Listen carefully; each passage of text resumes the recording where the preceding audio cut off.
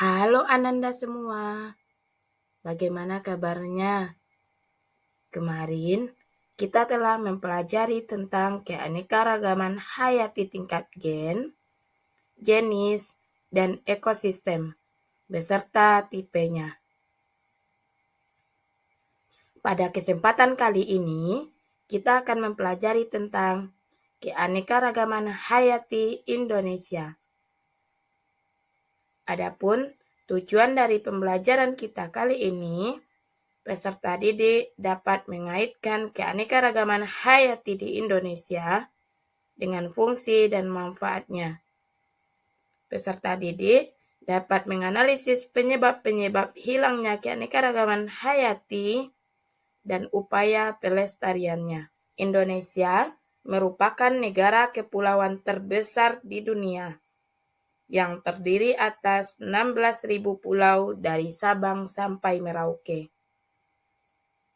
Adanya pulau yang banyak dan perbedaan keadaan alam mengakibatkan Indonesia memiliki keanekaragaman flora dan fauna yang tinggi. Flora dan fauna Indonesia tersebar di berbagai wilayah Indonesia. Berdasarkan gambar, bagaimana cara membagi flora dan fauna berdasarkan penyebarannya, dan apa saja flora dan fauna yang ada di wilayah tersebut. Dengan banyaknya keanekaragaman hayati di Indonesia, masyarakat banyak memanfaatkan keanekaragaman hayati dalam kehidupan sehari-hari. Apa saja manfaat keanekaragaman hayati bagi kehidupan manusia dan ekosistemnya? Jika pemanfaatan secara terus-menerus, apakah mungkin hilangnya keanekaragaman hayati? Apa saja penyebab-penyebab terjadinya keanekaragaman hayati di Indonesia bisa hilang? Dan bagaimana upaya pelestarian keanekaragaman hayati agar tidak hilang? Untuk menjawab semua pertanyaan-pertanyaan, kita lakukan diskusi kelompok dan pengisian LKPD. Untuk menyelesaikan dan mencari solusi dari permasalahan, lakukan studi literatur di berbagai sumber seperti buku dan internet. Setelah informasi didapatkan, lakukan diskusi dengan teman kelompoknya untuk menemukan konsep-konsep yang relevan terkait permasalahan dan lakukan pengisian LKPD.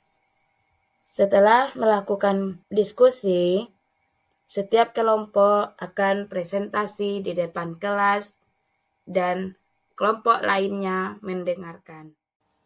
Untuk menguatkan hasil diskusi, Ibu akan menjelaskan sedikit tentang keanekaragaman hayati Indonesia.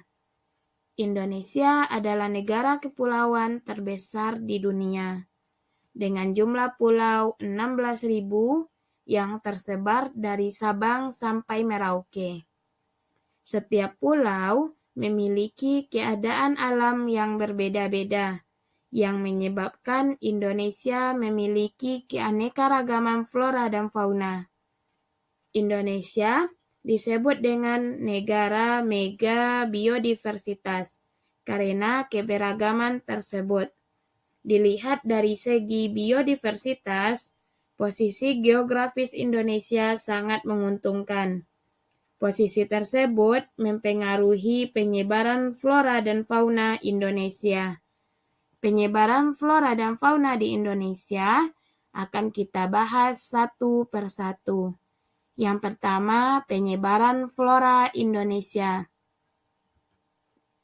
Menurut Van Wijzen dan Silk, flora Indonesia termasuk pada flora kawasan Malasiana yang meliputi Malaysia, Filipina, Indonesia, dan Papua Nugini.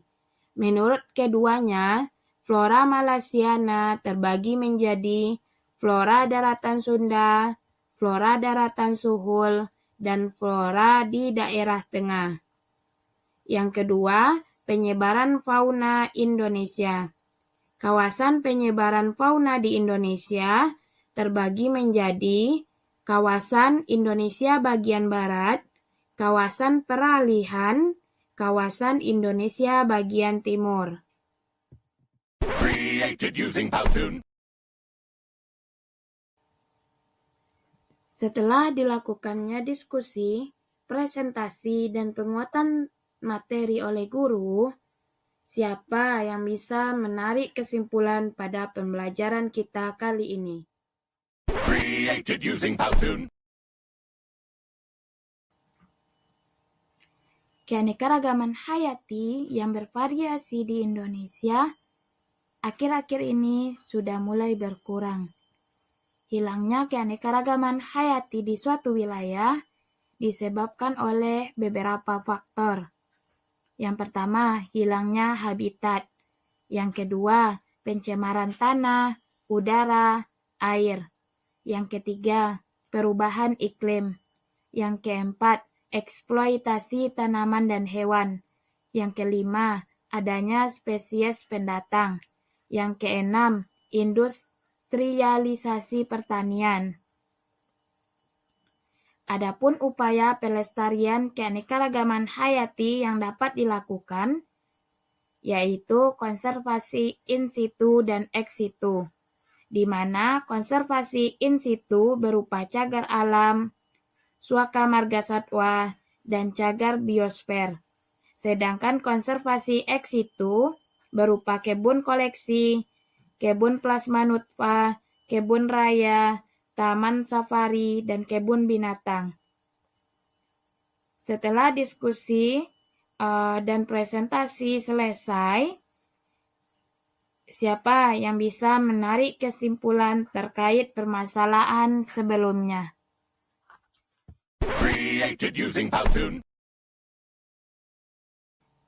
Keanekaragaman hayati Indonesia memiliki banyak manfaat. Adapun pemanfaatannya, yang pertama, keanekaragaman hayati sebagai sumber pangan.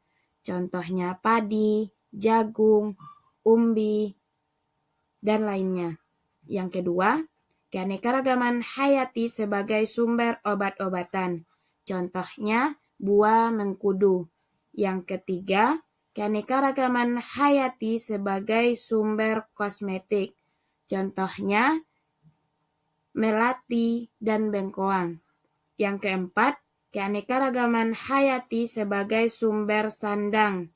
Contohnya ulat sutra dan kapas. Yang kelima, keanekaragaman hayati sebagai sumber papan. Contohnya tanaman jati dan pohon kelapa. Yang keenam, keanekaragaman hayati sebagai sumber aspek budaya. Contohnya ziarah kubur yang menggunakan bunga mawar, kenanga, dan melati. Yang ketujuh, keanekaragaman hayati sebagai sumber plasma nutfah. Contohnya padi rejolele yang mewariskan sifat pulennya. Keanekaragaman hayati yang bervariasi di Indonesia akhir-akhir ini sudah mulai berkurang. Hilangnya keanekaragaman hayati di suatu wilayah disebabkan oleh beberapa faktor. Yang pertama, hilangnya habitat. Yang kedua, pencemaran tanah, udara, air. Yang ketiga, perubahan iklim. Yang keempat, eksploitasi tanaman dan hewan. Yang kelima, adanya spesies pendatang. Yang keenam, industrialisasi pertanian. Adapun upaya pelestarian keanekaragaman hayati yang dapat dilakukan, yaitu konservasi in situ dan ex situ, di mana konservasi in situ berupa cagar alam, Suaka Marga Satwa, dan cagar biosfer. Sedangkan konservasi ex situ berupa kebun koleksi, kebun plasma nutfah, kebun raya, taman safari, dan kebun binatang. Setelah dilakukannya diskusi, presentasi, dan penguatan materi oleh guru, siapa yang bisa menarik kesimpulan pada pembelajaran kita kali ini?